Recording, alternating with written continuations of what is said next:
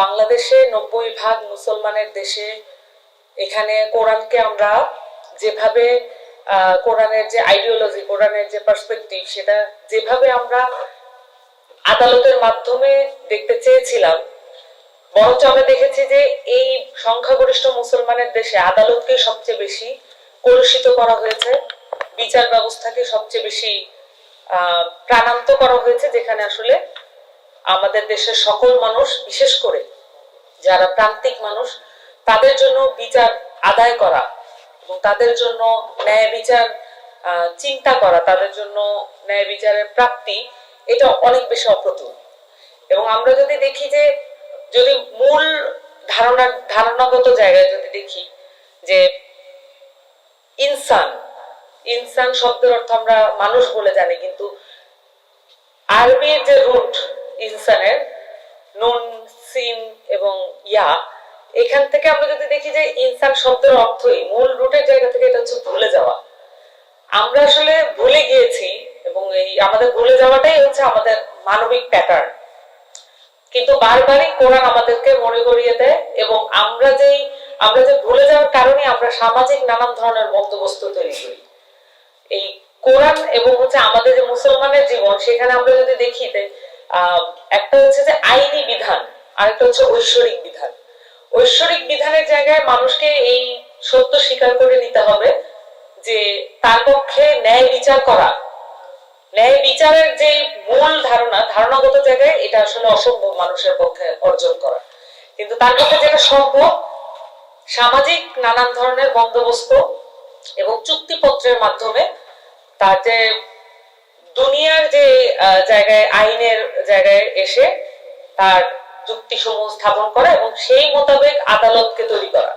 তার পক্ষে ন্যায় বিচারের যে মূল ধারণাগত জায়গায় তার পক্ষে যাওয়া সম্ভব না, মানুষের পক্ষে সেটা যাওয়া সম্ভব না। এটা একমাত্র খোদা তাআলার, একমাত্র তার নাম সমূহের মধ্যে একটা আছে যে আল আদল, এবং তারই একমাত্র এটা, তার পক্ষে এটা সম্ভব।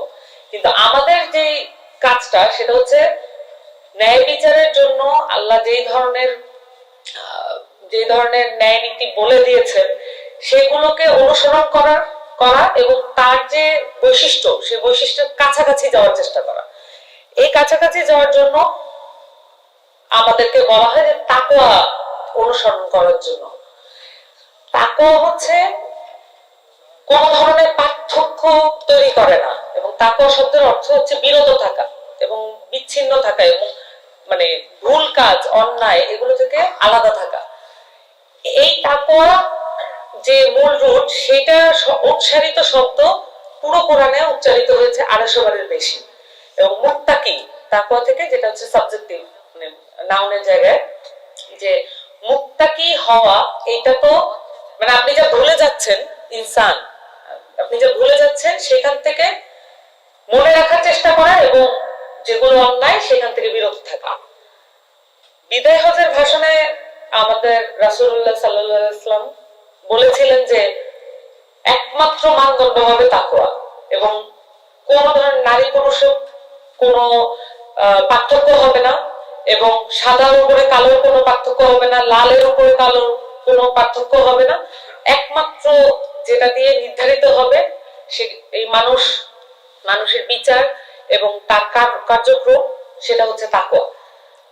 এবং সেখানে যে এই যে বিদায় হজের যে ঘোষণা, তার আগেই মক্কায় একটা খুব, আমরা তো আসলে মুসলমানরা আসলে সবসময় গল্প এবং কাহিনী দিয়ে আমরা আসলে ইন্সপায়ার্ড হই। তো একটা কাহিনী বলা দরকার, একটা হাদিস বলা দরকার। সেটা হচ্ছে বিলাল রাদিয়াল্লাহু তাআলা আনহু যখন মক্কায় আযান দেওয়ার জন্য কাজটা পেয়েছিলেন, উনি তখন কাবার উপরে দাঁড়িয়ে আযান দিতেন এবং তার জিহ্বা ছিল কাটা, এবং তার যে মালিক ছিল সে তার জিহ্বা কেটে দিয়েছিল। এবং বিলাল রাদিয়াল্লাহু তাআলা আনহু যখন আযান দিতেন, সেটা অনেকের মধ্যে এক ধরনের রিপারকাশন, পুরো সোসাইটি, মানে কুরাইশ সোসাইটির মধ্যে একটা রিপারকাশন তৈরি করেছিল। এবং অনেকে রাসূলুল্লাহ সাল্লাল্লাহু আলাইহি ওয়াসাল্লামের কাছে বিচার নিয়ে যান যে বিলাল রাদিয়াল্লাহু তাআলা আনহু ঠিকমতো আযান দিতে পারছেন না এবং তার শব্দ ভালোভাবে শুনতে পাচ্ছেন না, অনেকে আযানটা শুনতে পাচ্ছেন না, এই কারণে তাকে আযান দিতে নিষেধ করা হোক। রাসূলুল্লাহ তখন মনক্ষুণ্ণ হয়েছিলেন এবং উনি জবাব দিয়েছিলেন, তোমরা কি চাও তোমাদের মনে যা আছে আমি তা বলে দিই সর্বসম্মুখে?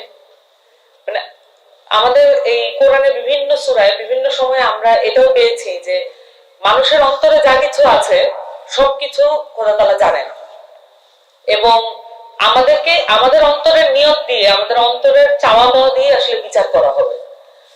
এবং এটা দিয়ে এই যে আমাদের যে রাষ্ট্রের কাঠামো, আমাদের যে আদালত এবং বিচার ব্যবস্থার কাঠামো, এখানে কিন্তু এই বিষয়টা গ্রহণযোগ্য নয় যে জাজ, যে বিচারক আছে, তার মনে কি ধরনের আপসেটিং ব্যাপার আছে, তার মনে কি ধরনের আক্রোশ আছে যার বিচার সে করছে, এবং তার পোশাক আশাক দেখে বিচার করছে কিনা, তার ধর্ম বর্ণ দেখে বিচার করছে কিনা, সেটা আসলে জানার কোনো উপায় নেই। কিন্তু আমরা আসলে নানান ভাবে আইনকে এমন ভাবে তৈরি করার, লুপহোল বিহীন ভাবে তৈরি করার চেষ্টা করি যাতে করে আমরা এমন ভাবে তৈরি করার চেষ্টা করি যাতে করে আমরা সর্বোচ্চ পরিমাণ নিশ্চিত করতে পারি। এটা হচ্ছে আমাদের সামাজিক বন্দোবস্তের জায়গায়। কিন্তু এটা যদি কোরআনের জায়গা থেকে দেখি এবং সুপ্রিম অথরিটির জায়গা থেকে দেখি, এটা আসলে কতটা পর্যন্ত আমরা পারবো না, এটা কখনোই পারবো না, এটা একসেপ্ট করে নিয়ে আমাদেরকে কাজগুলো করতে হয়। দেখেন এখানে মর্যাদার যে মানবিক যে মর্যাদা, ইনসানিয়াতের যে মর্যাদার শব্দের অর্থ করা হয়েছে যে আরবি যে অর্থ সেটা হচ্ছে কারামতি। এই যে কেরামতি, আমরা যেটা বাংলায় বলি কেরামতি, সেটা ওই ওয়ার্ড থেকে আসলে উৎসারিত। এবং করম, মানে এটা যে মূল রুট, আরবি মূল রুট, করম শব্দের অর্থ হচ্ছে সম্মান বা মর্যাদা। এখন কেরামতি আসলে কে দেখাতে পারে? আমরা বললি না যে আমাদের যারা বিশিষ্ট, যারা ইসলামিক যে ঘরানা, সেই ঘরানায় যারা অনেক বেশি মর্যাদা পেয়েছেন, তারা কেরামতি দেখাতে পারতেন। এটা আসলে আল্লাহ প্রদত্ত এক ধরনের সম্মান, মর্যাদা। এবং এই সম্মান বা মর্যাদা এটা ইনসানের, মানে এই যে আসলে তার মূল রুটে হচ্ছে ভুলে যাওয়া, কিন্তু তাকে আবার এই যে মানুষ, মানে ঘুষে ফিরে আসতে হয়,